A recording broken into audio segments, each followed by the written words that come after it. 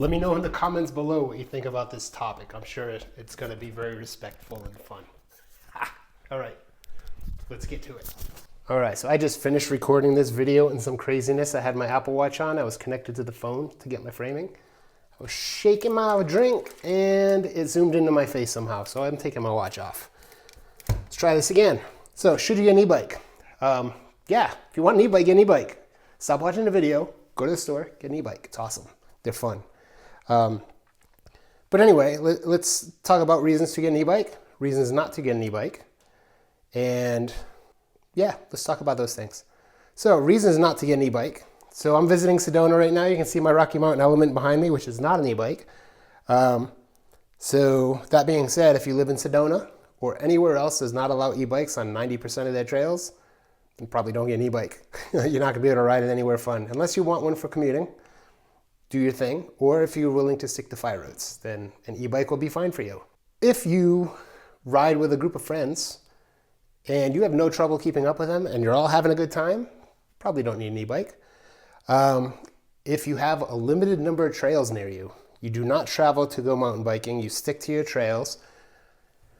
Depending on those trails, maybe don't get an e-bike just because you're going to be able to ride so many more trails. So say you have 20 local trails and you hit those, they're a couple miles long each, and you usually do one or two and then you're done.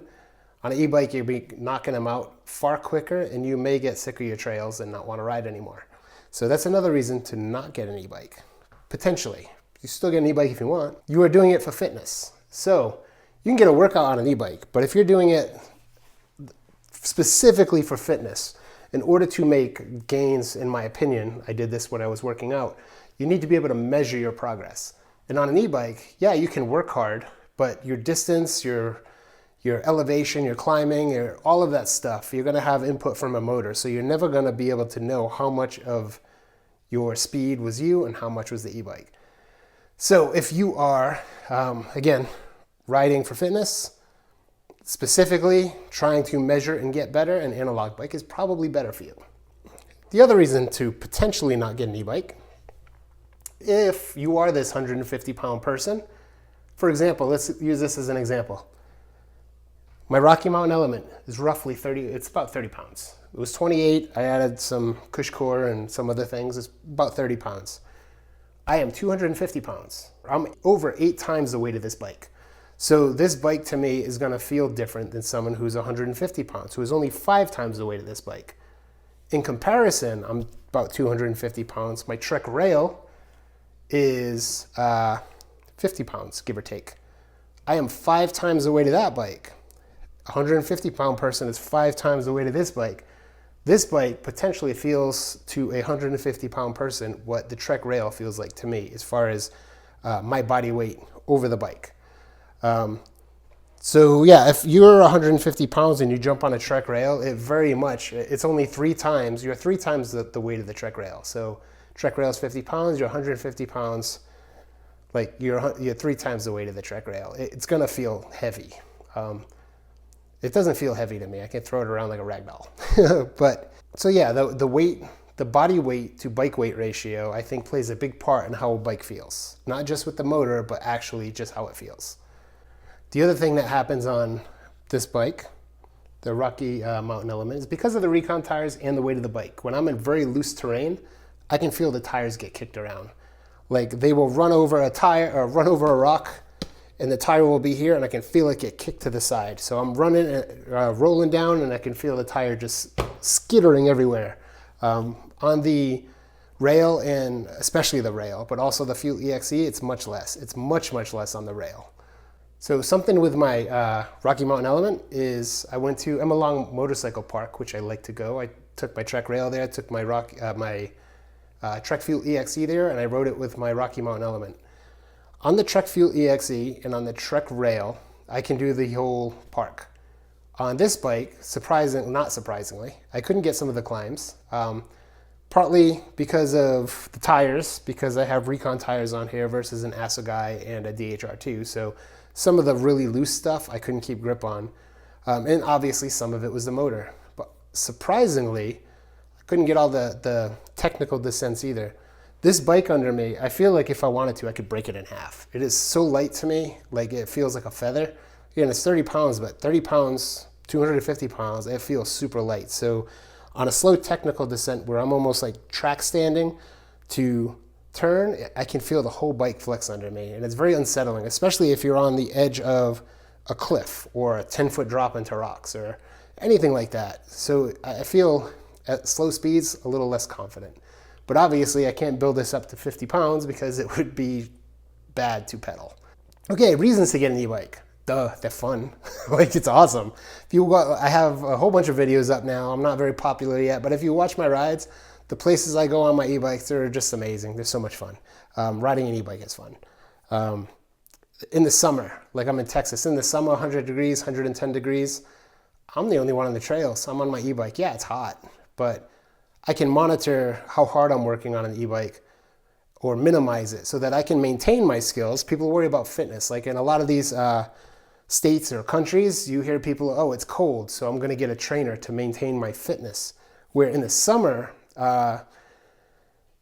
you can maintain your skills. The fitness, I don't see anyone riding. They're probably at home on a trainer, but you can maintain your skills by riding an e-bike and not pushing so hard. Just, get to where you're gonna ride and then ride hard there, then chill out getting back to your car or back to home. Okay, so if you want to travel, say you live somewhere like me, you're in Houston or some other flat place at sea level and you want to travel and see new trails and see new terrain, you want to go to Utah, you want to go to Colorado, you want to go to New Mexico, Arizona, California, then an e-bike is a great idea, if they allow the e-bike, of course. But it's a great idea because you're used to sea level and pedaling your bike. When you add elevation and climbing, obviously it's harder. But also, I'm a respiratory therapist, if you didn't know. But this is very basic knowledge. Sea level, room air is roughly 21%. When you go up to about 5,000 feet, it's about 18%. I'm in Sedona. I think we got some elevation right now. So you'll notice I'm breathing a little heavier. Like I'm at a higher elevation than I'm used to. So it's a little harder to breathe. So when you travel from the sea level areas to these high level places so that you can go experience these great trails and work harder to get to the top of them, you're also doing it with less oxygen.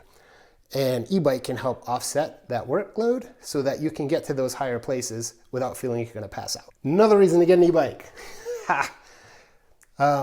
You remember riding a bike as a kid and how much fun it was. I remember when I was a kid, I would take off in the morning. Sometimes I wouldn't come back until the sun was going down, before the monsters come out, the street lights come on, whatever you want to say.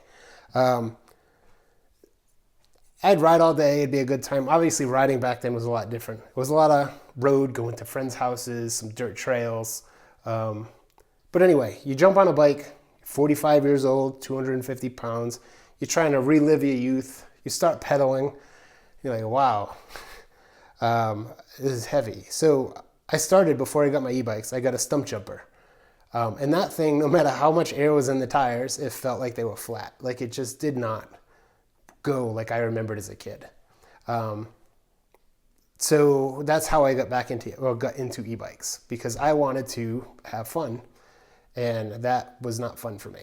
So this bike, even though it's an analog bike, if I wasn't gonna have an e-bike, I would use this one. I can't do everything I can do on an e-bike, but the pedaling on this is fantastic. I can climb hills. I can do 80% of what I could do on an e-bike on the Rocky Mountain Element. Love it. If you want to progress your skills faster, an e-bike is a great way to go. So this has been said in other videos, and I've experienced it firsthand.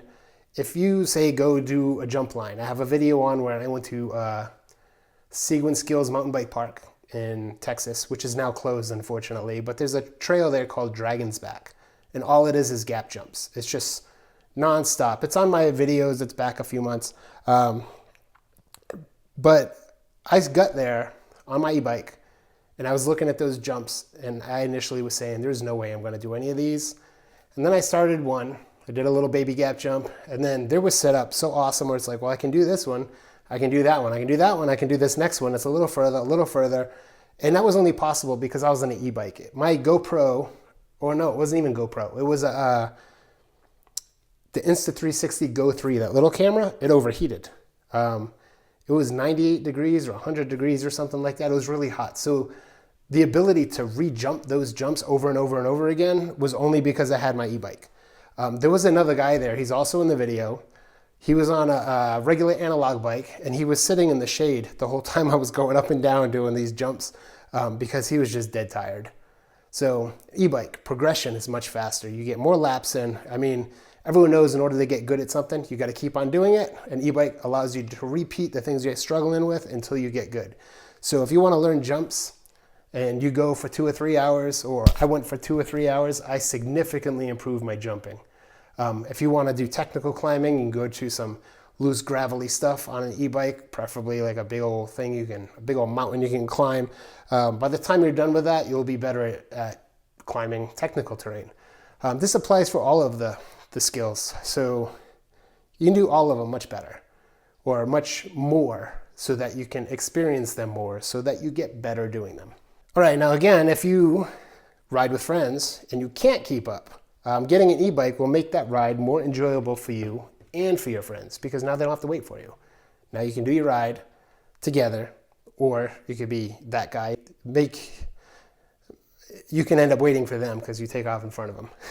All right, so most of the riding I do, this is something, me personally, most of the riding I do is working on skills. So when I'm home in the Houston area riding, I'm just working on skills, not to necessarily do those skills better, but to prepare for adventures like I'm on now.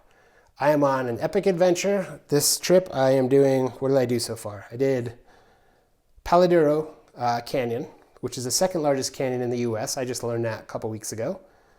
Then I did Apple Valley, Utah. And then I did Lake Havasu.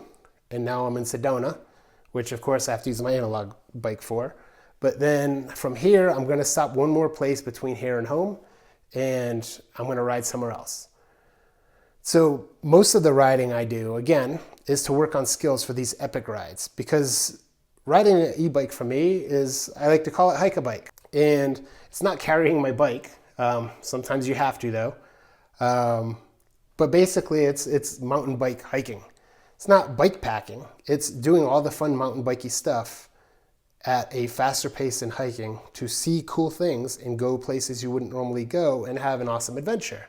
That to me is what e-biking is all about. It's about not just going further and going faster and staying in your city. It's about going to awesome places. Grand Canyon, Paladero Canyon, mountaintops, Nevada, like just to go to cool places and see things that you would not normally see. And that to me is what e-biking is all about. To me. I'm not saying that's what e-biking is all about for everybody, but if you have something that you want to do that an e-bike can help you do and it's fun, then that's what e-biking is about for you. And of course, the last thing is whether or not you pick an e-bike or an analog bike, just make sure you're having fun, or it's going to end up on Facebook Marketplace and you're going to have to sell it for half the value. And that's no fun for anybody. And actually, one more thing. I forgot. Again, 45 years old, whatever. All right, that's a wrap.